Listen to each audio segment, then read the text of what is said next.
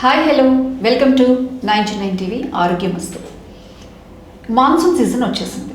ఈ మాన్సూన్ సీజన్లో మన స్కిన్కి ఎటువంటి కేర్ తీసుకోవాలి, అసలు స్కిన్కి ఎటువంటి ఇష్యూస్, ఎటువంటి ఇన్ఫెక్షన్స్ వస్తాయి, వాటికి ఎటువంటి జాగ్రత్తలు తీసుకోవాలి, అలాగే skin care and sunscreen ఇవన్నీ ఏ విధంగా వాడాలి, ఎటువంటి బెస్ట్ సన్ స్క్రీన్ ఏంటి, ఇవన్నీ కూడా మనకు చాలా డౌట్స్ ఉంటాయి. ముఖ్యంగా పొల్యూషన్, వీటన్నిటి నుంచి మన స్కిన్ని ఎలా కాపాడుకోవాలి, ఇవన్నీ తెలియచేయడానికి మనతో పాటు ఈరోజు ఉన్నారు Care Hospitals dermatologist Padmashri Deepti గారు. మేడంతో మాట్లాడి వీటన్నిటి గురించి మనం తెలుసుకుందాం.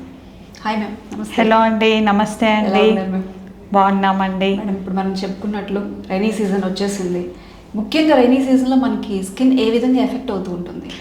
ముఖ్యంగా మనకి రెయినీ సీజన్లో కొంచెం హ్యూమిడిటీ ఎక్కువ ఉంటుంది. హ్యూమిడిటీ ఎక్కువ ఉన్నప్పుడు మన స్కిన్ డ్రై అవ్వచ్చు, at the same time hair కూడా డ్రై అవుతూ ఉండొచ్చు.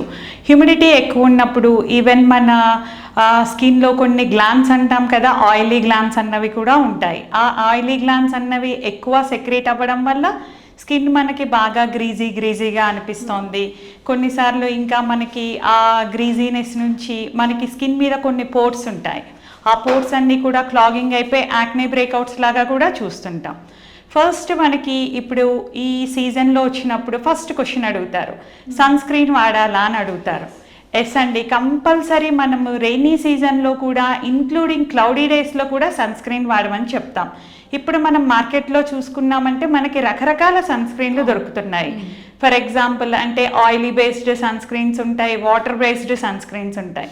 యూజువల్గా మనం రెయినీ సీజన్లో ఎక్కువ మనకి ఆయిలీనెస్ స్కిన్ ప్రొడ్యూస్ చేస్తుంది కాబట్టి water or gel based sunscreens and non comedogenic అంటే మనకి పింపుల్స్ రాకుండా చూసుకునేలాగా సన్ స్క్రీన్స్ ఆఫ్ చేసుకోమని చెప్తాం.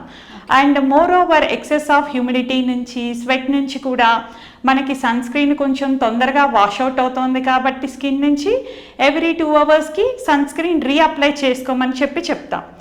నెక్స్ట్ అడుగుతారు, డాక్టర్ గారు ఇప్పుడు మనకి వర్షాకాలం కదా మాయిశ్చరైజర్స్ పెట్టాలా అని చెప్పి. మనకి చెప్పాలి అంటే టు బీ ఫ్రాంక్, వర్షాకాలంలో కూడా మాయిశ్చరైజర్స్ అయితే మనకి అవసరం పడతాయండి. ఎందుకంటే మనకి ఎక్సెస్ హ్యూమిడిటీ నుంచి కొంచెం స్కిన్ మీద ఒక లేయర్ ఉంటుంది, స్కిన్ బ్యారియర్ అని చెప్పి మీరు వినే ఉంటారు. స్కిన్ బ్యారియర్లో ఉన్న లిపిడ్స్ అదంతా కొంచెం డిస్టర్బ్ అవ్వడం వల్ల బాగా డ్రైనెస్ లాగా కూడా వస్తుంది. సో మనం మాయిశ్చరైజర్స్ యూజ్ చేసుకున్నప్పుడు కూడా మార్కెట్లో డిఫరెంట్ కైండ్స్ ఆఫ్ మాయిశ్చరైజర్స్ ఉంటాయి. మనం లైట్ వెయిట్ మాయిశ్చరైజర్స్, ఆల్వేస్ మనం వాటర్ బేస్డ్ మాయిశ్చరైజర్స్ వాడుకోవడం వల్ల స్కిన్ బ్యారియర్ని కూడా మనం మెయింటైన్ చేస్తాము. అట్ ద సేమ్ టైం మన పోర్స్ కూడా క్లాగ్ అవ్వకుండా చూసుకుంటాము. నెక్స్ట్ థింగ్, ఎలాగ ఫేస్ వాష్ చేసుకోవాలి, ఎంత ఫ్రీక్వెంట్గా చేసుకోవాలి అని అడుగుతారు.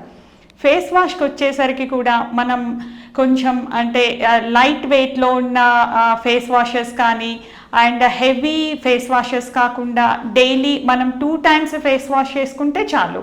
అండ్ ఇన్ బిట్వీన్ కూడా మా ఫేస్ ఆయిలీ అవుతుంది డాక్టర్ గారు, మరి ఫేస్ వాష్ చేసుకోకపోతే ఎలాగని అడుగుతారు.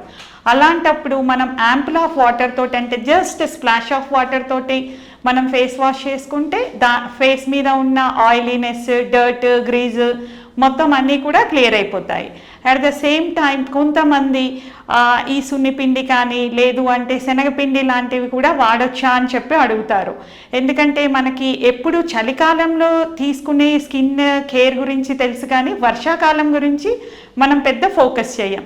సో మనం ఇలాంటి ప్రోడక్ట్స్ని కూడా డైలీ చేయకుండా వారంలో 1-2 సార్లు చేసుకుంటే సరిపోతుంది.